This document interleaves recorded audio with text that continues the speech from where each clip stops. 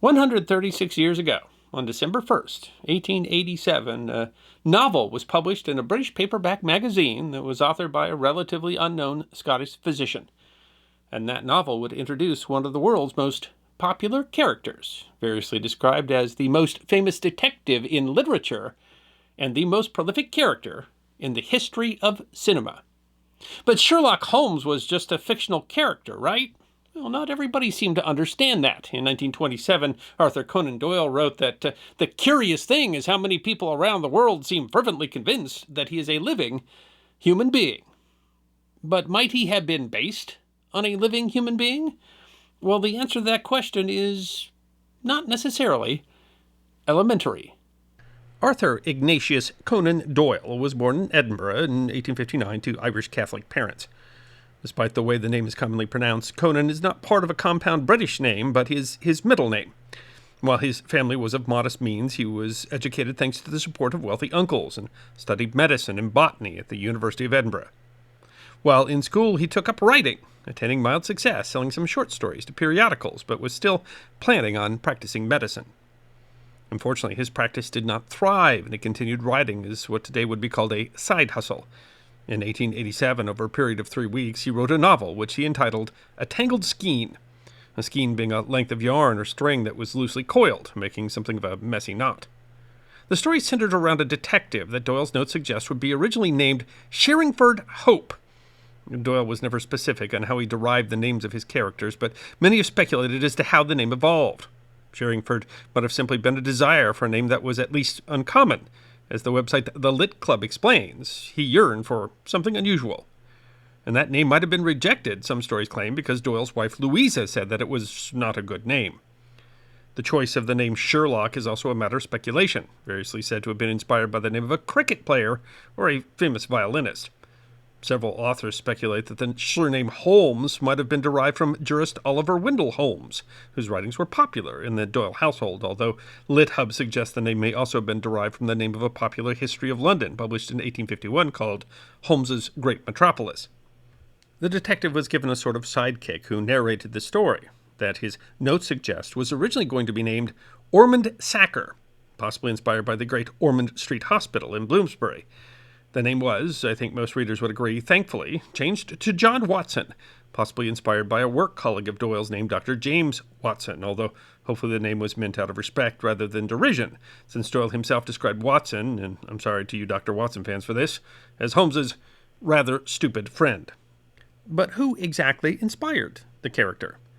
Doyle was an avid reader, who, he said in 1927, used to occasionally read detective stories. It's not exactly clear what all stories he might have been reading, although in 1927 he wrote that, and what annoyed me was how in the old-fashioned detective story, the detective always seemed to get at his results either by some sort of lucky chance or a fluke, or if it was quite unexplained how he got there. He got there, but he never got an explanation how. Well, that didn't seem to be quite playing the game. It seemed to me that he was bound to give his reasons why he came to his conclusions. While this may have something to do with his rationale for creating the characters that he did, it's certainly not a fair description of everything he may have read. For example, it's clear that one of the authors that he read was an American, Edgar Allan Poe, whose character, Le Chevalier C. Auguste Dupin, first appeared in Poe's 1841 story, The Murders in the Rue Morgue, and then again in 1842's The Mystery of Marie Roget, and 1844's The Purloined Letter. While not nearly as famous as the detective character that Doyle would eventually create, Poe has been widely described as the author who created the detective genre. Doyle said as much, writing, "Dupin is unrivaled. It was Poe who taught the possibility of making a detective story a work of literature." Doyle referred to Poe's stories as a model for all time. So was Poe's character Dupin, a highly intelligent character who used reasoning that could be described anachronistically as Sherlockian, the inspiration for Doyle's Sherlock Holmes? You can take the word of John Watson, who in the aforementioned novel says to Holmes, "It is simple enough as you explain it," I said, smiling. "You remind me of Edgar Allan Poe's Dupin. I had no idea that such individuals did exist outside of stories." But on the other hand, maybe not, as seen in Holmes' response. Sherlock Holmes rose and lit his pipe. "No doubt you think that you are complimenting me and comparing me to Dupin," he observed. "Now, in my opinion, Dupin was a very inferior fellow. That trick of his breaking in on his friend's thoughts with an apropos remark after a quarter of an hour's silence is really very showy and superficial.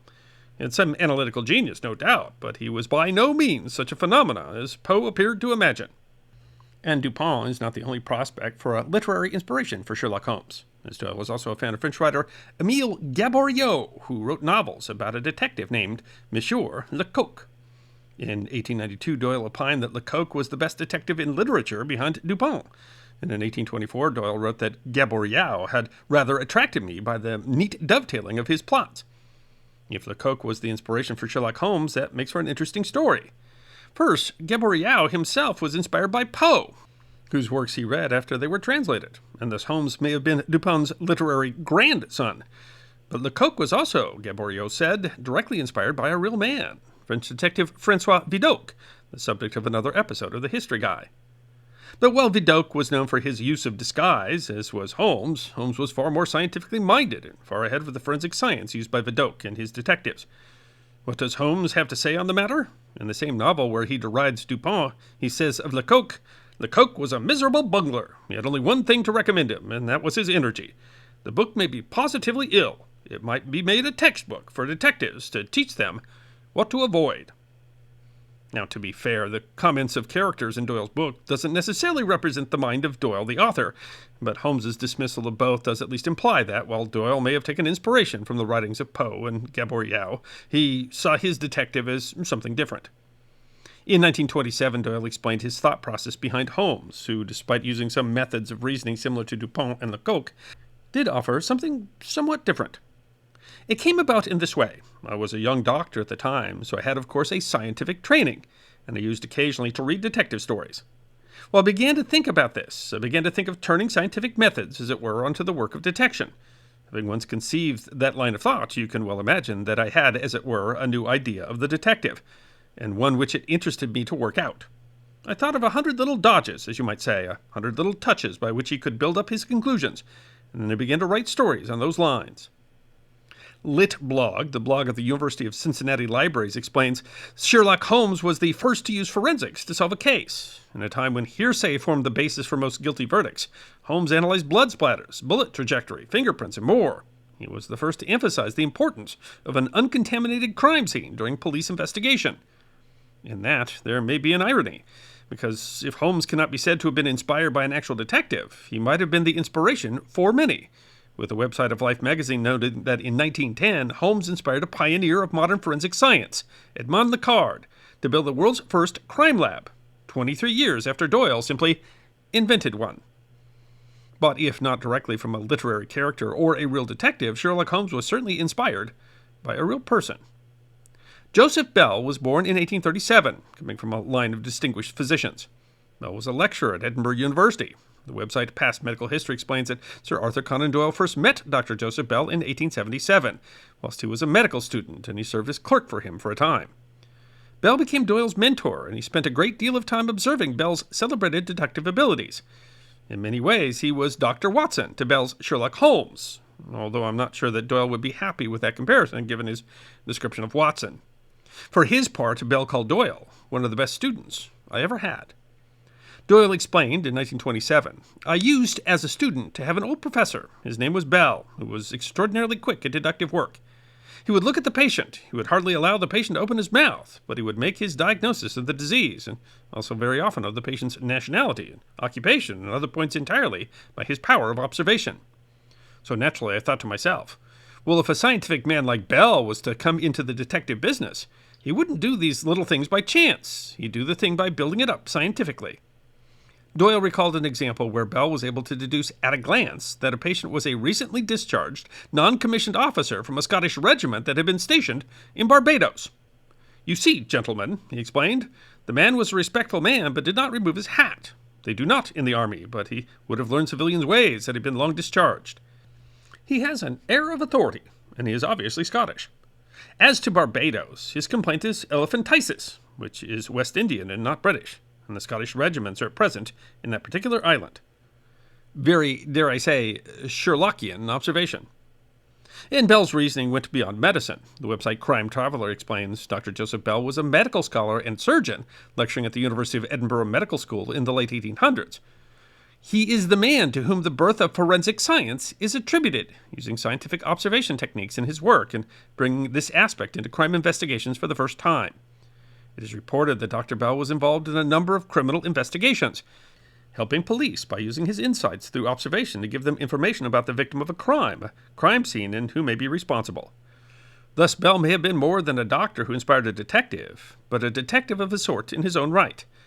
Doyle wrote to Bell in a letter, "It is most certainly to you that I owe Sherlock Holmes. Around the center of deduction and inference and observation which I have heard you inculcate, I have tried to build up a man." Doyle changed the name of the work from A Tangled Skein, keeping the skein and choosing a single thread within it. Holmes explains the eventual name that Doyle chose in the novel. "I might not have gone but for you, and so have missed the finest study I ever came across. A study in Scarlet, eh? Why shouldn't we use a little art jargon? There's the scarlet thread of murder running through the colorless skein of life, and our duty is to unravel it, and isolate it, and expose every inch of it." Doyle had difficulty selling the work. He hoped to get royalties from it, but ended up selling the novel and all rights for £25. The study in Scarlet was published in Beaton's Christmas Annual in what was called the November issue, although the journal was only produced annually and was released on December 1st, 1887. It was something less than a hit, but did receive enough attention to inspire him to write a second novel, The Sign of the Four, in 1890. Doyle himself notes that the two novels attracted only a little attention, but the characters would become world famous when Doyle started publishing regular short stories in a journal called The Strand. He wrote in 1824, "Considering these various journals, with their disconnected stories, it had struck me that a single character running through a series, if it only engaged the attention of the reader, would bind that reader to that particular magazine. But it was perhaps a coincidence that the idea would raise Sherlock Holmes to fame. Looking around for my central character, I felt that Sherlock Holmes, who had already handled in 2 little books, would easily lend himself to a succession of short stories." In any case, the idea worked, he said in 1927. Then people began to recognize that it was something different than the old detective. There was something there which was new. They began to buy the magazine, and it prospered.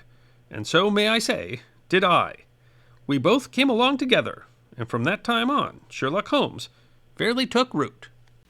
But if there is an irony in the real story behind the fictional character Sherlock Holmes, it might not be in whether there was a real detective that inspired the fictional character, or whether the fictional character inspired real detectives, but that the character inspired a fan base whose passion for the character exceeded that of his creator. Writing to his mother, "I must save my mind for better things," Doyle killed Holmes off in the short story The Final Program, published in 1893 but set in 1891. The decision raised an enormous public outcry. He received letters calling him a brute that eventually compelled Doyle to write more Holmes stories, although after a decade-long hiatus. He said in 1927, "I've written a good deal more about him than I ever intended to do, but my hand has been rather forced by kind friends who have continually wanted to know more. And so it is that this monstrous growth have come out of what was really a comparatively small seed." And so the strange irony of whoever it was that inspired Arthur Conan Doyle to write the stories about Sherlock Holmes was that nearly half of those stories were written because they were inspired by people who had been inspired by the stories of Sherlock Holmes, who compelled Arthur Conan Doyle to continue writing stories about Sherlock Holmes, apparently against his own desires. They did what the great Dr. Bell could not even have done.